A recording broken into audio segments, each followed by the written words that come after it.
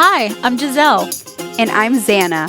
And together we are The Strong Sunflowers.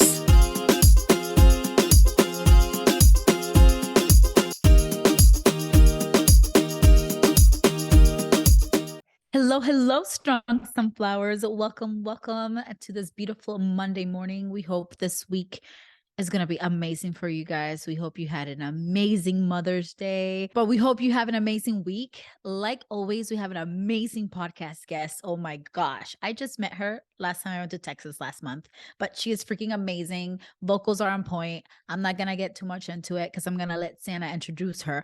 But before we get started on this podcast episode, you already know, like, share, subscribe, to your mom, to your friends, to your cat, to your grandma to go follow the Strong Sunflowers. We're in all platforms. You already know the deal. But Z, who do we have today? It is Queen Winnie, y'all. I don't know if you're ready to win with Winnie, but I am. G is, so you're about to be. I had the amazing pleasure to meet Winnie just like maybe a month before G, maybe not even, maybe a week before. But shout out to Shannon Hale, who brings amazing freaking women together in her Thrive and Shine network. And I had the pleasure to watch Winnie host a panel discussion at one of the Thrive and Shine live events and was just in awe.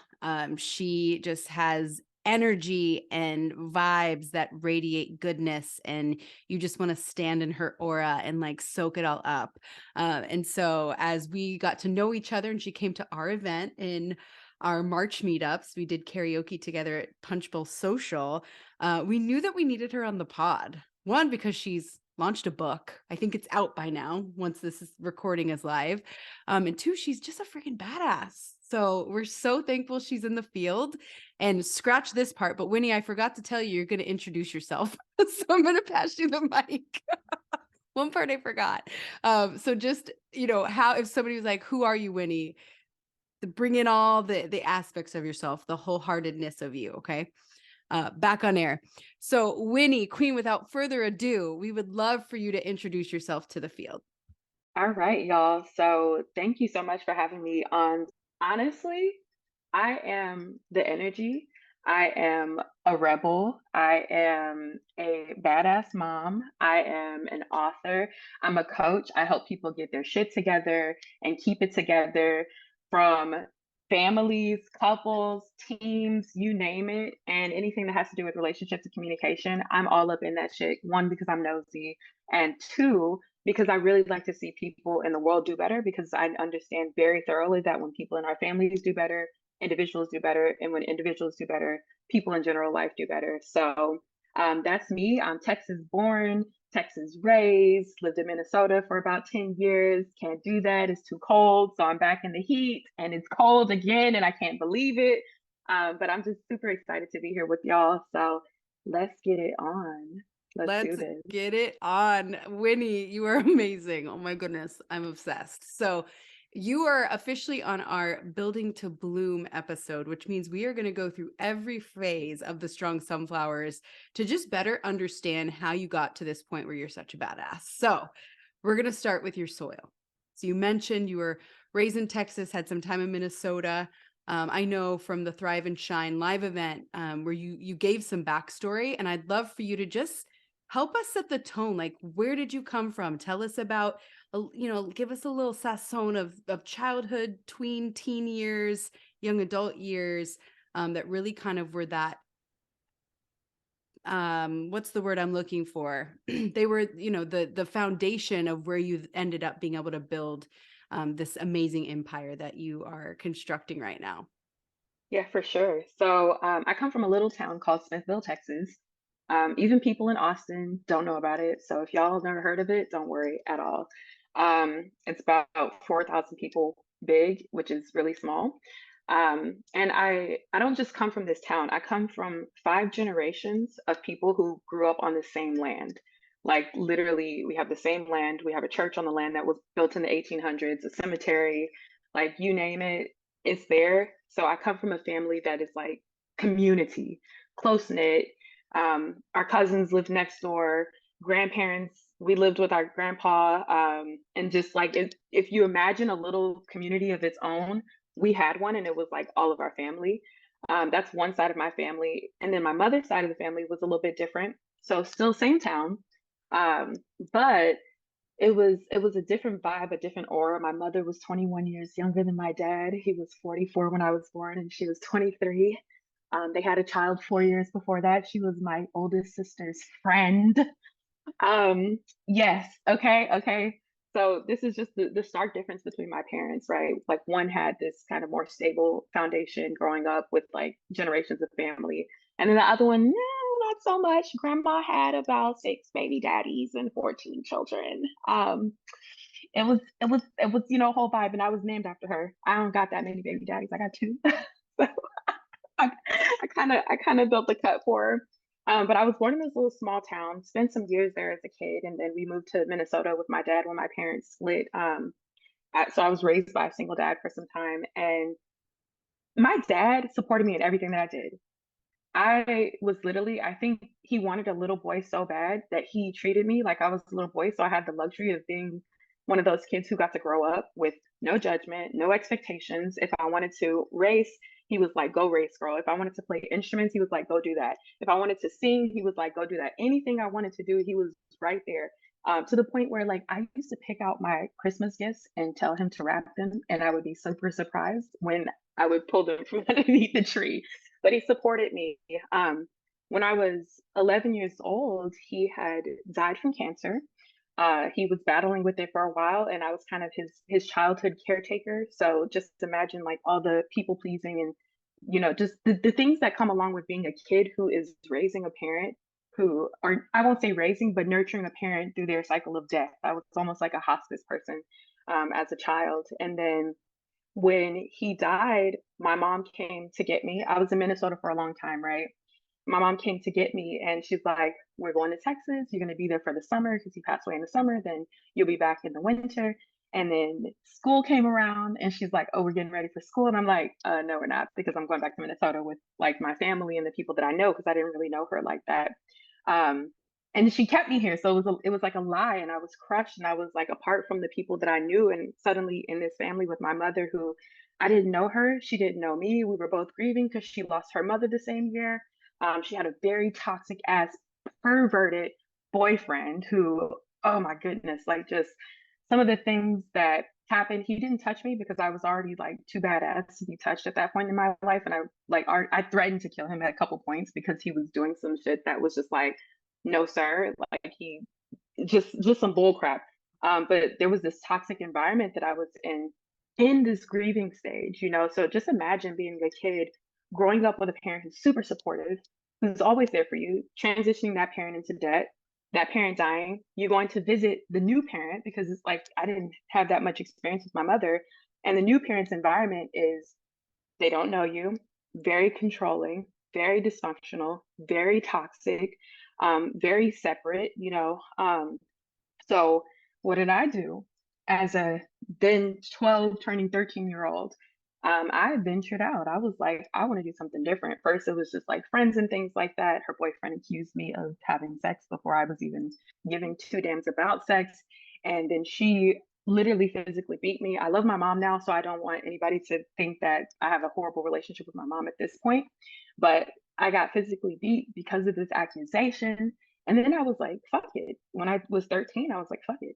You keep accusing me of doing this thing, so why don't I go fucking do it? If I'm gonna be beaten and abused over something I'm not doing, why not do it?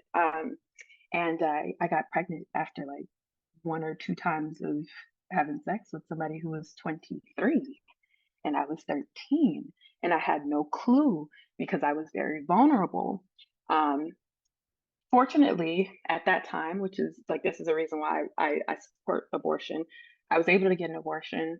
Um, and that ended that phase. I can't imagine how life would have been if I would have actually gave birth at that age, like 13, 14. I cannot imagine my life and the repercussions of that. But I went through so much stuff, a whole entire town of people who were just calling me all kinds of names and just treating me so bad.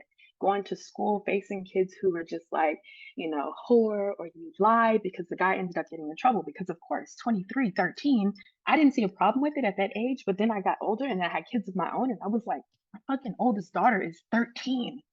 If a 23-year-old messed around with her, off the record, there we go. That's all we got to say. Um, but so many kids, and it's a small town, so everybody knows everybody's business. But I just dealt with shame and guilt and feeling like the person who was in the wrong, even though I was too young to even know why there was such a problem. And then I continued this journey of what is called promiscuity and sexual adventurism and things like that. Ultimately got pregnant again at 17 with my boyfriend, who I had a very toxic relationship with for years before we even had a kid together. We were physically fighting each other, doing all kinds of stuff. And we get pregnant a couple months after we have our baby. Our family, the church, is like, you guys should get married. And here we are, we're getting married, and we have the most toxic relationship ever. This all, by the way, came as a result of me getting kicked out of my mom's house because I wanted to get a shake from Sonic. And her boyfriend didn't think that, this is a new boyfriend. Her boyfriend didn't think that was a good idea because it was like 8 p.m. And this is also after I had been kicked out multiple times and lived on my own. So it was like, it was a different situation, if you can kind of imagine, like being independent, going back into a house, then wanting to go get a shake at 8 p.m. and they're like, no. And it's like, I already lived on my own. Like, I literally had a 22-year-old roommate, female. And, so I got kicked out and I was living with my boyfriend, which is how I got pregnant in the first place, because that was where I was going. But, we had this really toxic relationship, and we were like at a point where we started doing drugs together. I hated them, but then I was like, I can't get you to stop, so I might as well join you. So here I was, involved in this drug life. I went back to college. I was trying to do college and a toxic relationship and a 1-year-old and drugs and like party life and everything at the same time. It wasn't working at all. Then my ex, like, he was cheating. He had always been a cheater, but he was like cheating with the neighbor across the apartment courtyard, and it was wild. But we were in one of the biggest fights of our life, and that fight led to a couple of things that really changed my life, that shifted the way I do things. And what it led to was, one, our kids being taken away by CPS, and they were taken away for almost a whole year, where I had to have supervised visits with them. We also had to get randomly drug tested. That was one of the requirements of being able to get our kids back in the long term. I lost everything. So I lost my apartment. Me and him could no longer even be in each other's proximity. If we were found in each other's proximity, he would go back to jail. And then I would lose access to my kids for an even longer time. So we couldn't even be around each other, but lost my apartment, and I was sleeping in the back of my then 2016, no, 2012, because this is way longer ago, 2012 Eddie Bauer expedition. So if y'all know that, like, it was like hot shit because I was young and I'm over here driving this Eddie Bauer.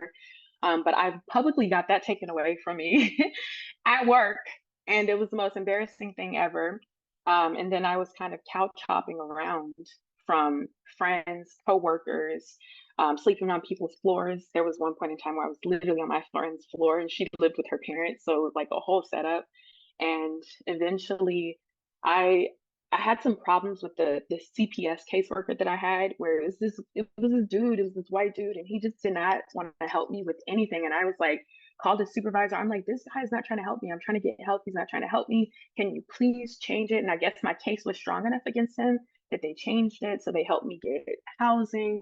And eventually the new person, this beautiful lady, this beautiful soul that I'm so grateful for, helped me get into an apartment. And she's the one who kind of spurred off this idea, like, that, do you want to do more with yourself? And I'm like, hell yeah. Like, I just went through the worst experience in my freaking 23-year-old life at that time. I was 23. I had 2 kids. I skipped over the part where got pregnant with my son freshman year in college. So then I had 2 kids by the end of freshman year in college. But I was just like, yes, I want to get my life together, because what I just experienced hurt so bad that I don't ever want to feel that again. And even though I was going through all of those things, I love my kids so much. I love them so, so much. So it was like, I don't want to do anything again to jeopardize that relationship with them. And this was where all this unfolding began, where this desire to do more with myself, this desire to be somebody, this desire to no longer be ignorant, to no longer, you know, be in school, but not present, not learning, not engaging, just kind of like present physically, but completely absent mentally in all areas of my life. So that's the seeding story, um, so to speak. So it's a lot. No, it's amazing because we always talk about the soil of where we are planted and where your seed was kind of like forced to be.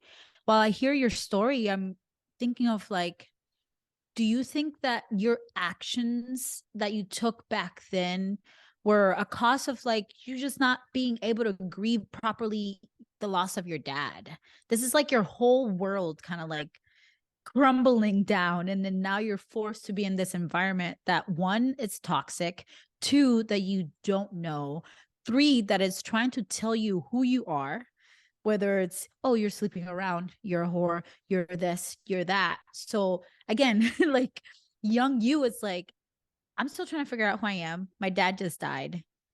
I don't know what's going on. I'm might be a mother, I'm not gonna be a mother, so like, oh my gosh. Like I would love to know, you said that the caseworker really helped you kind of want more. Like I want more, not only for my kids, but for myself. But I would love to know, like, when did you truly decided to plant that seed and leave it in there? Because Santa knows that I am the queen of having this goal, this dream, like when it comes to like medical school or like whatever it is. And then I plant it and then I get scared and I plant it right. I take it right out of the ground.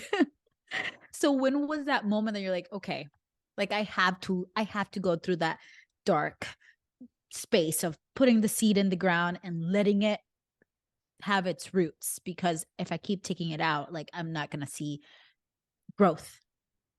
So if I'm understanding the question right, this moment came in 2014. So this was the year after everything happened. I had my kids back for maybe 6, 7 months or so.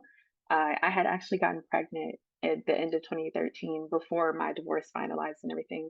And here I was with this baby by someone else because I was in search of like somebody when everything ended. All I knew was relationships, all I knew was men, and kind of to your earlier point, my way of grieving was through men. I was looking for my dad in men. Literally, I was looking for that comfort, that validation, that support, that reassurance in men. So I had another guy that I literally got pregnant by this guy in like less than 2 months. I didn't even know who he was. He was an older guy. So I think he was about 11 years older than me or so. Um, but I seen him, he looked like he had all this stability and like, he showered me with love, which nowadays in my healing, I understand to be love bombing. Um, but I got pregnant by this guy, and throughout my pregnancy in the early stages, I remember asking him, so are me and my kids going to be able to come and live with you? And this guy told me, no, I don't want the Brady Bunch living in my house. And I was like, what the fuck? Like, I was going to get an abortion. This guy talked me out of getting an abortion. He like guilted me because I was taking away his ability to be a father. And then after I've already passed up a certain amount of time, I'm asking him if we can like at least stay with him. You want a kid with me? And he's like, he doesn't want the Brady Bunch. And in that moment, I knew I've got to stop being like this way that I was. Like, I had to stop moving ignorantly without understanding what I was doing. Um, and then a few months later, I just like he was just doing a bunch of stuff, and I was like, "Look, dude, if I'm gonna be living like a single mom, and you're out here having fun, and I'm over here pregnant, and I got two little kids, then I'm gonna be a fucking single mom. I'm not gonna have you're not gonna be, taking up my time and my energy and stuff. I did this, and I'm not doing it again." So I think that moment, it was after maybe a month after I gave birth to my youngest child, where I was like, Mm-mm. I was like, nope, I'm getting a job. and I am going to focus on my education. I'm gonna do it. I'm gonna do it. I'm going to anchor down. I had seen so many other women who were older than me in similar situations who were like, I went back to school and I was like the top, this is the other women. They're like, I was like the top student, had a 4.0. And I was like, we can be old in school with a bunch of young kids and like get good grades and like all that's okay. So I kind of had this incentive to go back and just prove myself to myself, where it was like, go see what you can do. Go try. You tried all these relationships, you tried all this stuff, like it's not working. So go and invest in you. Come up with a plan and go and execute on that because you're a single mom of three, literally had a newborn baby as a single mom with two kids, gave birth to a baby. 3 days later, I had two kids at home. So it's me, newborn, two little kids, 3 and 5 years old. Xana, you have kids. Do you understand like giving birth to a baby and then having to take care of two kids? My butt, my vagina was still freaking hurting every day. I had no energy. It was like, how am I doing this? Like, how? Um, but I made it work, and it was just like, I've got to do something more because I can't provide for all these kids the way that I want to provide for them right now. I was broke as hell. I didn't finish my degree at the time. I couldn't even get a job that paid more than freaking 10, 11, barely $11 an hour. Like that's nothing with three kids and you're by yourself in the city of Austin, of all places. Um, so I think that really did it for me. It was that last relationship where I realized you cannot lean completely on men when you don't even understand who you are to give to you, to provide for you, to take care of you. And it was like, let me take care of myself and let me take care of these babies. And what's supposed to be for me is going to eventually come for me. But I need to do what I need to do first. So I think that's when I really got grounded and rooted. And it was like, girlfriend, we doing something different. We are doing something different, period. I relate so much, literally from start to finish. Like even when my parents separated, my dad really, really, really wanted a boy. Like he's such a boy dad. Like he's very into sports. And I remember he would always for Christmas he'd buy me like sports balls. Like I'd get a basketball, I'd get a pigskin football, I'd get a soccer ball, tennis. Like every year it seemed to be like a new sport was introduced into my life. And so I resonate with that. I resonate with seeking out male attention. Like I think I was raised Mormon, and so I didn't have sex before marriage, but we sought out makeout sessions and different things, and I remember one of my boyfriends like calling me a whore because I liked kissing. And it's like, what? Like, why are we villainized? Like when we're just being human, so like that part of your story I really resonated with.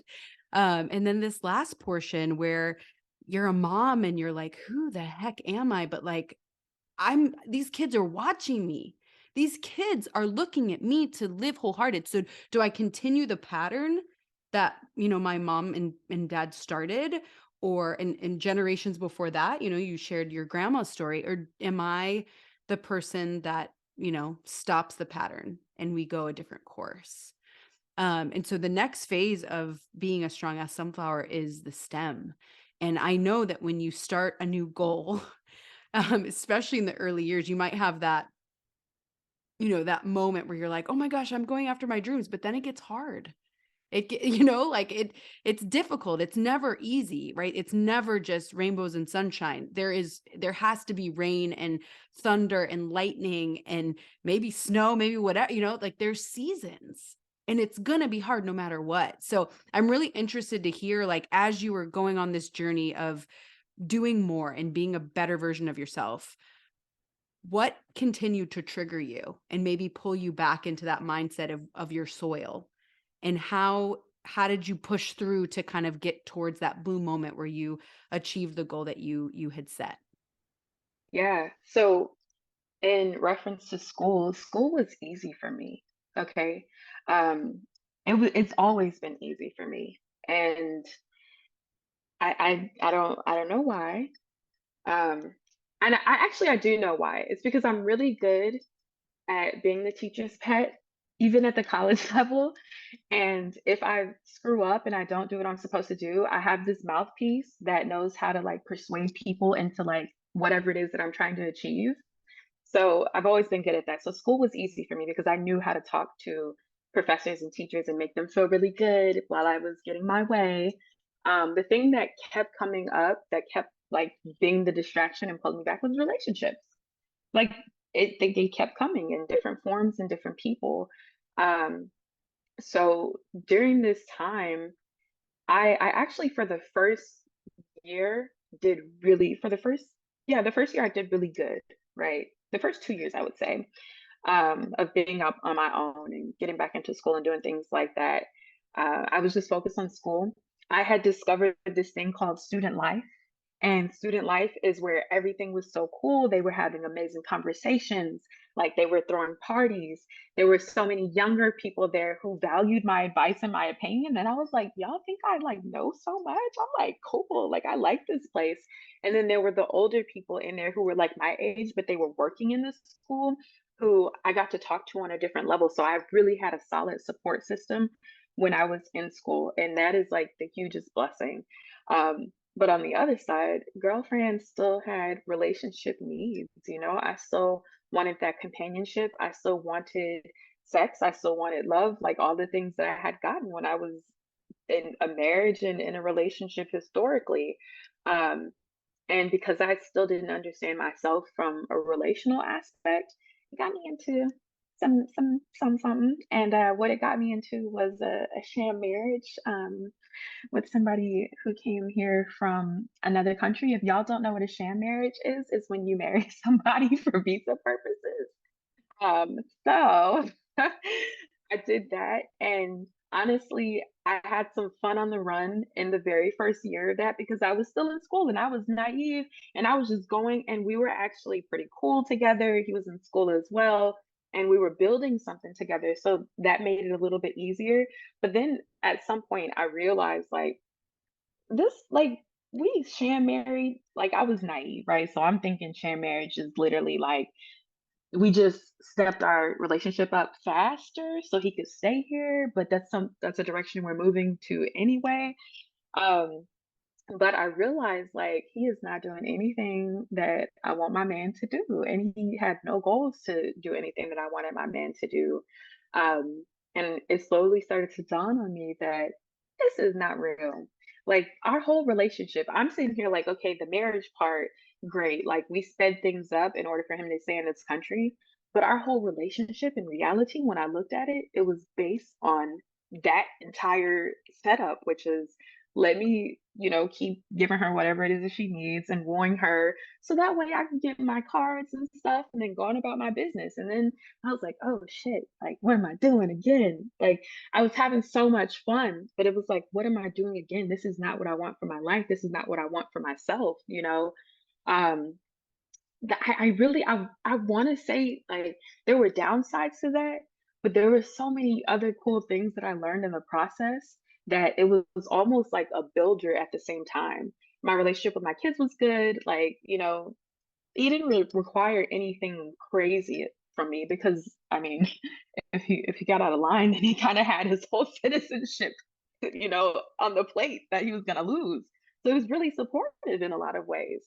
Um, but 2018 came and I was just like, no, like I realized the closer that we got to him being a citizen, the more that his other side came out. And there was a woman that he really actually enjoyed and liked and wanted to be around. And I was, discovering these things. And then the immigration people, the US CIS or however you do it, they showed up at my door one day and they were like, where's this person? And I'm like, what do y'all mean? They're like, this person's like on the deportation list for some big shit. I'm like, what kind of big shit? They're like, we can't tell you, but it's some big shit. And I'm like, what the fuck have I gotten myself into?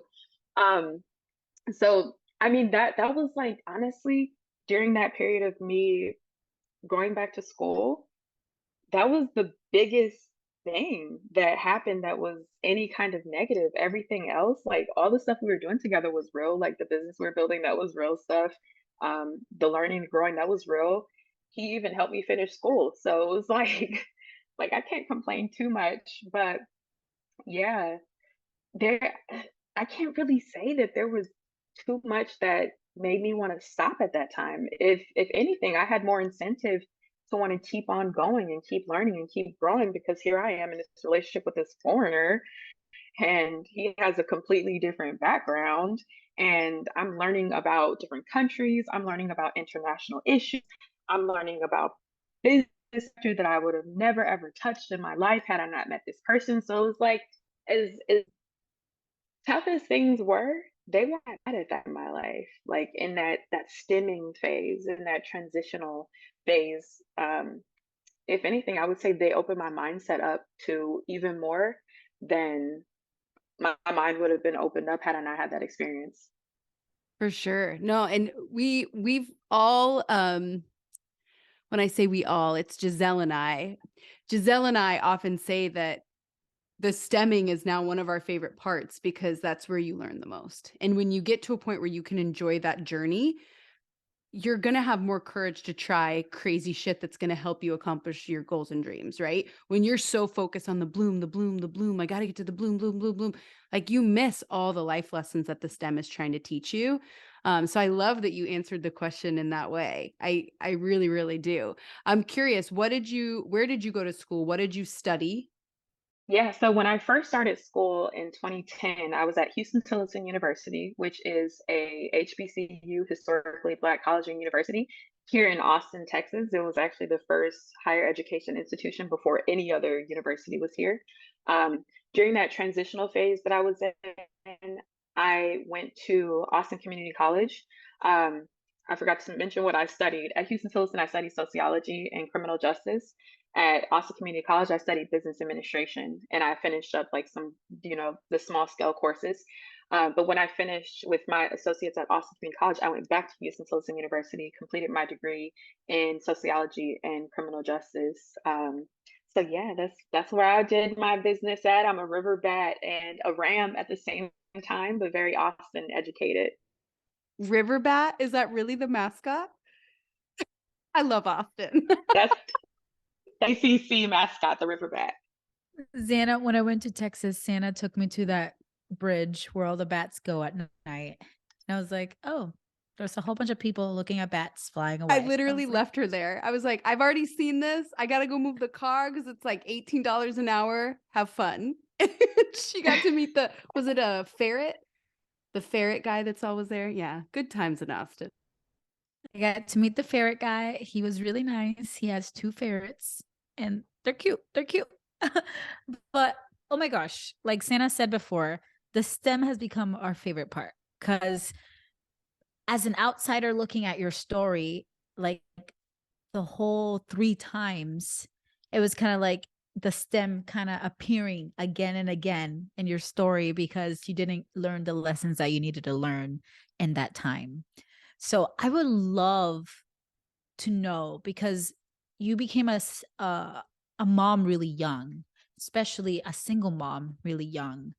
Um, and from your story, what I'm getting is that when you were younger, you didn't really have that outlet of understanding or that guidance from your mom to help you not make the mistakes that you did as you got older. So how has the lessons that you learned through your STEM has been helping you in being a mom?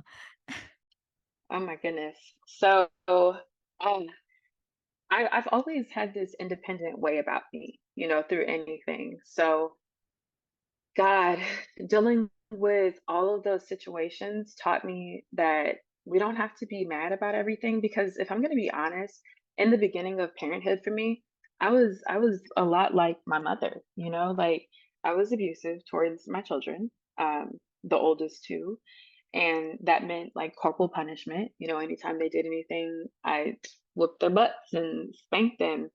And it always felt so icky for me. It felt so gross. Like after it would happen, I would be like, look at these babies. Like I would look at them, I'm like, they're babies. Look at them. I'm like, what are you doing? And it's like, no, this is what I'm supposed to do. This is what happened to me. This is how my mom took care of the things.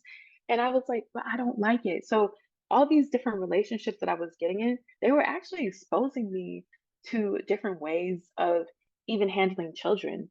They were exposing me to the fact that people are doing things to me that I don't like. Oh shit, people are doing things to me that I don't like. I'm doing things to my kids that they don't like. Is that how we want to raise them? And then the last person that I dated, the whole sham situation, one beautiful thing that he brought to me was lessons about parenthood. Even though he wasn't a parent himself, like he was the one who was like, you don't have to treat your kids that way. Like these are your kids, these are your assets. He talked about kids as assets, as the people who carry your legacy, the people who these are going to be like they're going to go live life, and it's going to be a reflection of you and how you raised them. It's going to be a reflection of what you gave them. And I was like, oh shit, I don't want my kids to go out there and just repeat everything over again. I don't want them to go and just be the same person that I am because I'm being the same person that my mother was, because I'm, not dealing with my trauma. I'm not dealing with all my issues. Um, from there, I was just like, you know what? Fuck this. I'm doing parenting Winnie's way. And when I say Winnie's way, the way that my dad loves me and the way that my dad treated me as a kid, all those beautiful things, I was like, I'm bringing that back. I am bringing all of that back. And then I'm bringing my own air to it, where it's like, I want my kids to be free. I started to dream more. I started to like have this vision of like, oh, this is what I want motherhood to look like. I want my kids to be able to love me. I want them to be able to be their self. I want to be like the world's greatest mom, but if they don't like me all the time, I want them to be able to say, look, I don't like you. I don't like what you're doing right now. I don't like how you're treating me. I want them to be able to speak up without being afraid. And then I just started changing stuff around. I started sitting with myself, and in those moments when I wanted to just, shake those kids up, it was like, no, no, because they're going to take this into the future with them, and they're going to do that same thing. And I don't want their legacy or my legacy to be that. I want us to be free people, people who are free from bondage, from the pain that we went through. I want us to stop doing the stuff that hurts so bad that the people before me did to me and to the people who came before me as well. So, yeah, it's, whew, goodness, like that last relationship, believe it or not, as wild and crazy as it was like a huge game changer for me as a mother, as an individual, as somebody who wanted to like just do things in life. It changed so much for me. And like honestly, I reflected on myself so much in the process. Um, that it made me look and say, what the fuck do I really want my life to look like holistically? And then start walking in that shit. Big time. Big time. It's beautiful. I love, like, you gave me chills when you said our kids are our assets and start looking at them in that way. It makes you question a lot of, I mean, we're all human. I know we've said things to our kids that if you're parents that you look back on, and you're like, oh gosh, is that going to come up in therapy when they're 20? Like, but having the mindset around them being their assets, it just makes you show up differently, right? And are you your own asset? Like, are you putting the energy into yourself through self-love and self-care so that you show up in the best way? You can be the most authentic, wholehearted version of yourself. So thank you for sharing that story. That was beautiful. Looking at your book when you just can't do it anymore, knowing that you're coaching other people through relationships based on the stem that you went through as a young child into tweenhood, into adulthood, into where you are now. From the outside, it looks like quite the blue moment. You came from the soil that was set having 14 kids from 6 baby daddies. And you were like, no more. The cycle stops. These kids are going to live their very best lives. I'm an advocate for them. They're assets. They're beautiful. And I'm going to show up in that way. I'd love to know if any other, we call them blue moments, right? These moments where you feel complete pride in yourself and joy, and it's like that moment where your eyes want to well up and cry because you're just so happy. So when you think back from where you started and where you are going with this book coming out and you having this beautiful business where you advocate for people in relationships and women, what has been one or two or three of your most joyous blue moments? Oh my goodness.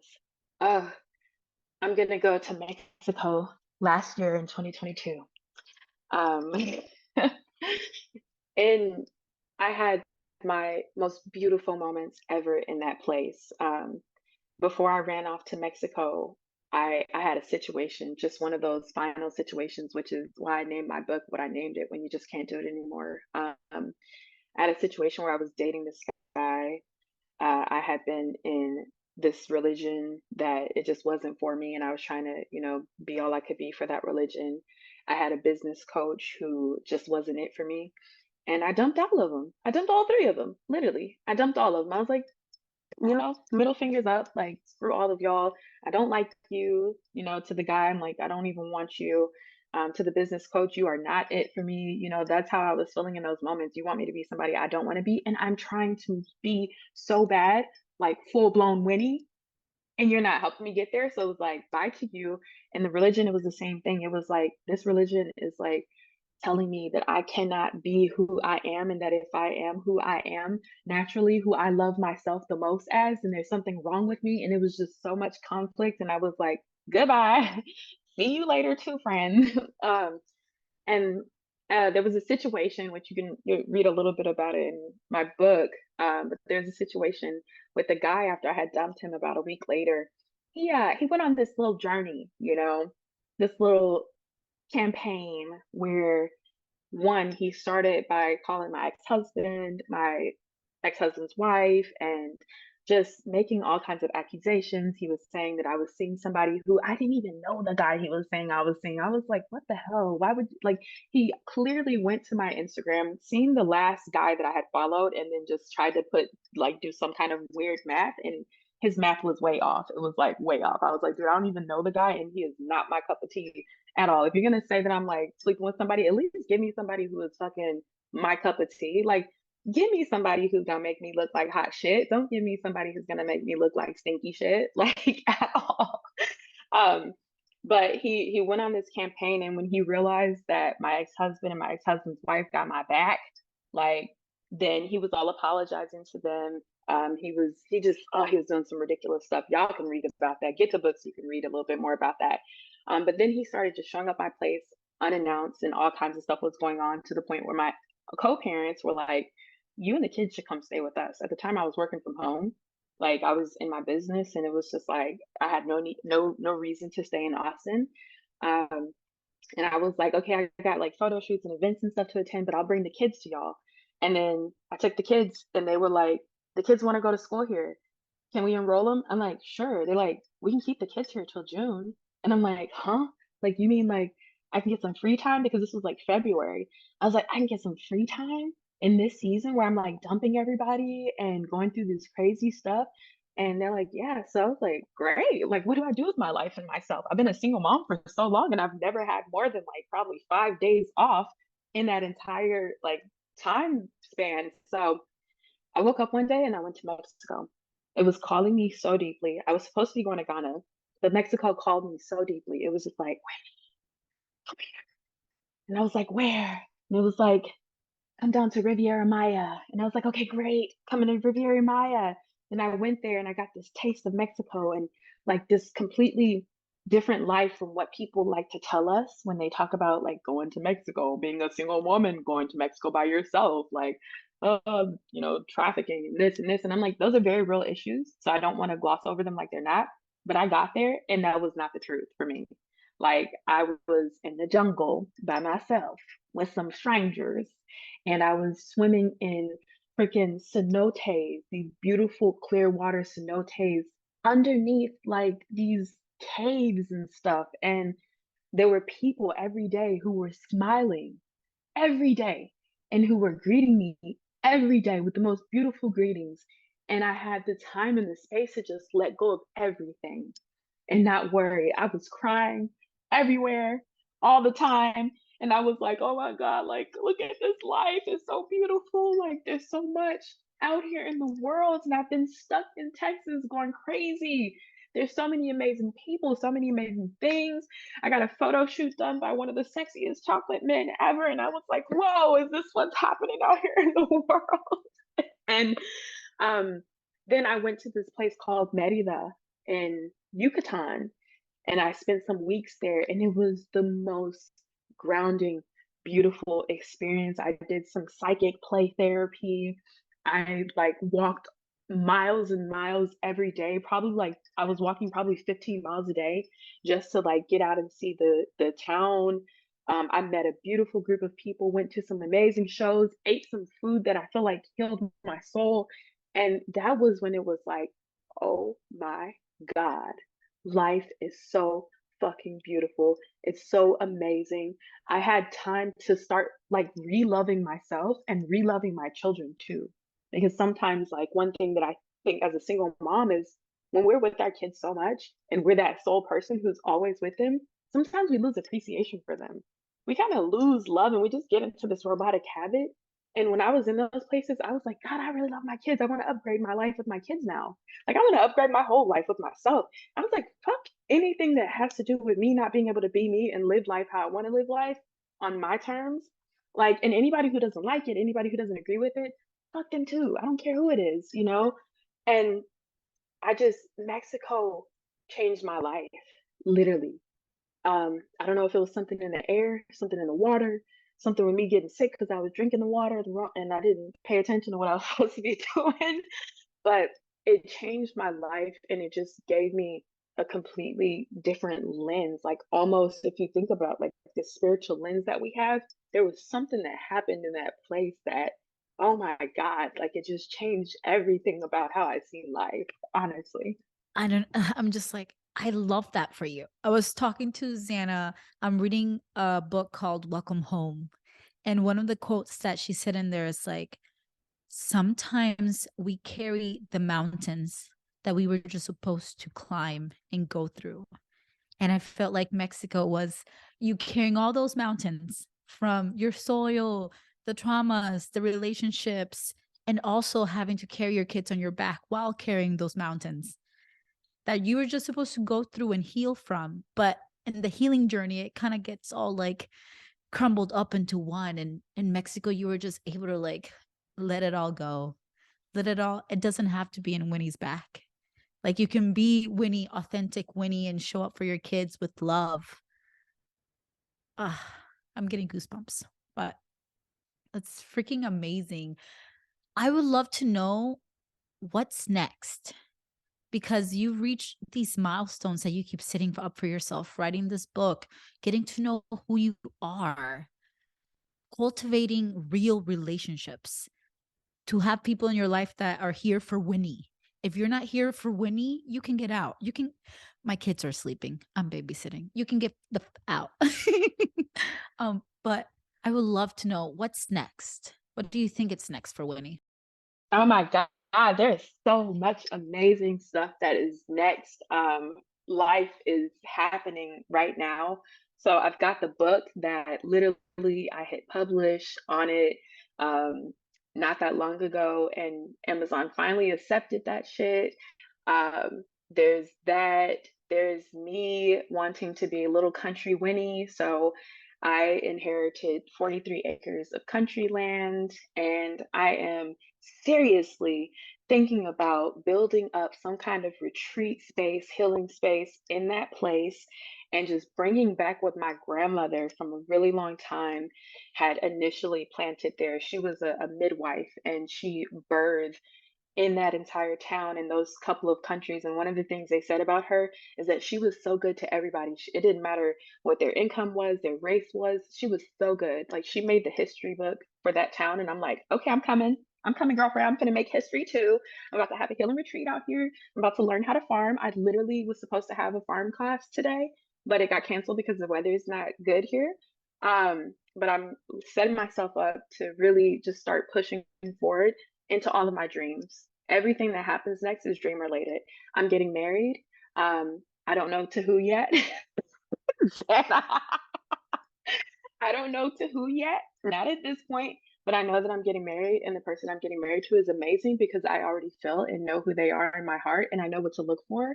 And I can say this with confidence and boldness because I was with somebody who was really great and they weren't it, and I was able to let them go.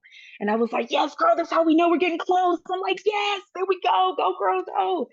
Um, and like, honestly, every fucking thing that I've ever wanted to do with my heart, with my soul, with my life is what is next. So anything that I'm like, oh, I want to do that.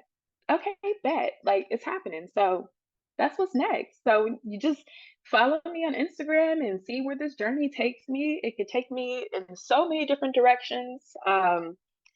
Just only places that fill my soul, only quality activities, only quality people who I can be Winnie around and chase Winnie's wildest ass dreams that this sleeping world says are not possible. But if you go to the waking side where people are up and they're alive and they're not dead, you can see that any fucking thing is possible.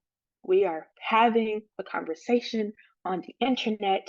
You are seeing me on a video. This is going to be streamed into people's ears and brains. If that is possible, there is nothing that's not possible on planet Earth. So there we go. So a lot of people have coaching and they have like a process, especially when people come to you with so much baggage, so much trauma, whether it's generational in their life, romantically. And there's just a lot to untwist. What is your first thing, the first step that you do to work with them to unwind all that? Yes.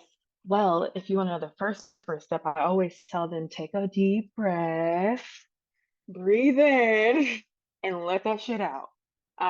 Just really get grounded in yourself. But as far as my process goes, I use the root cause analysis process, where the first thing I ask, what the fuck is going on? And I let people tell me what's going on. I usually work with multiple people. So in family structures and team structures, it's like, tell me what's going on from your perspective, then your perspective. And if there's more than three people, your perspective and your perspective. And then I look at those things together and I'm like, where are the similarities and where are the differences?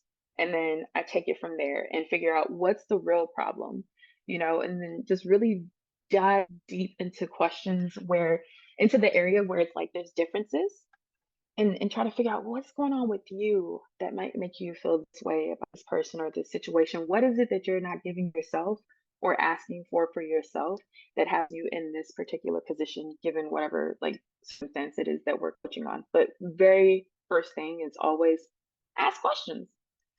Ask like what's going on? What's happening? How are things jumping from your end?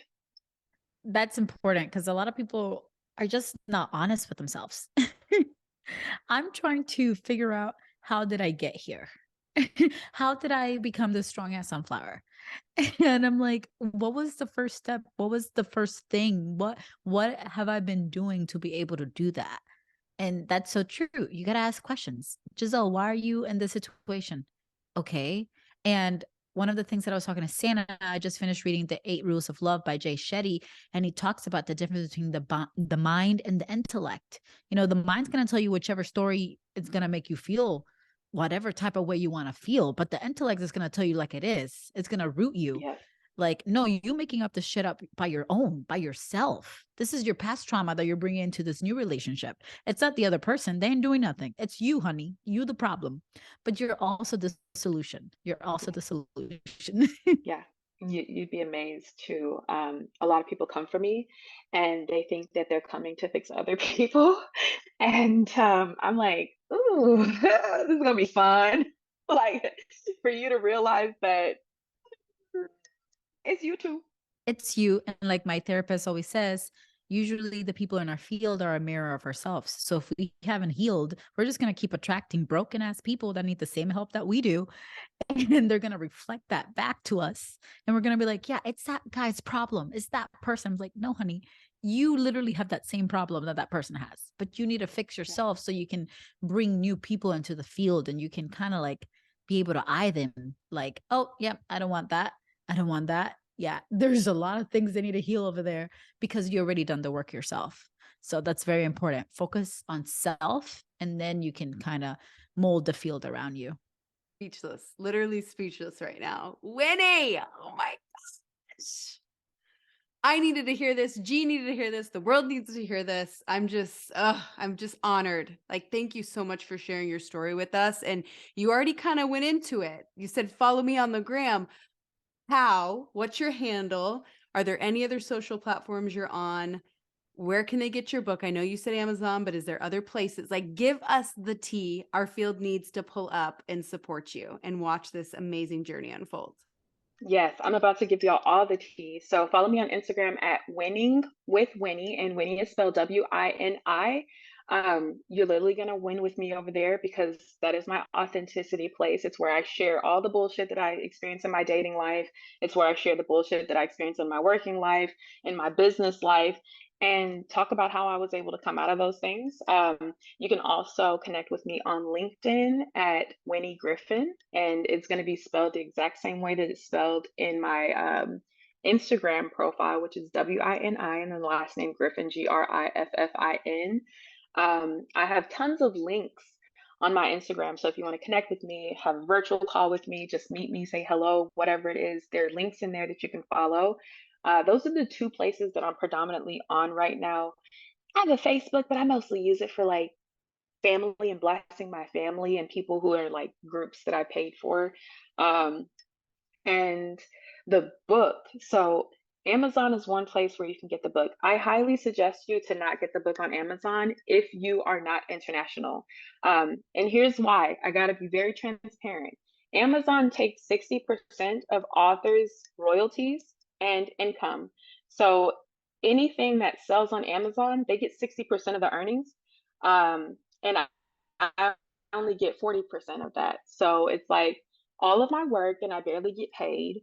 So if you are international, please get it on Amazon because that is going to be the only place that's going to be able to cover your shipping fees without charging you $1,000 to purchase the book because I can't cover the international shipping fees myself through the other account, which is Square. Um, so on Square, which I have links to that in my bio on Instagram, you national, is this the right way to say it? Domestic? How do we say it? United States based people, there we go. Please purchase through my Square because Square only charges me like some really small tax and I get to actually see the fruit of my labor and get paid and support myself and my family because I am a full-time entrepreneur. My book is one of the ways that I express entrepreneurship. So please purchase my book on Square if you're in the USA. So, Queen, what would be the number one thing you want people to take away from your book? What's the most intentional thing you want them to take away from it? My favorite question. It is very simple. What I want anybody who reads my book to get. I want you to get this feeling and this sense that I'm okay. I'm good. I got this. And that's it. That's it. Not you don't have to have any big epiphanies. You don't have to like nothing big. It's just literally I want you to read this book and be able to say to yourself, I'm good. I'm okay. I got this. I can move forward. I can be me. Fuck everybody else who doesn't like it. I'm good. And that's it.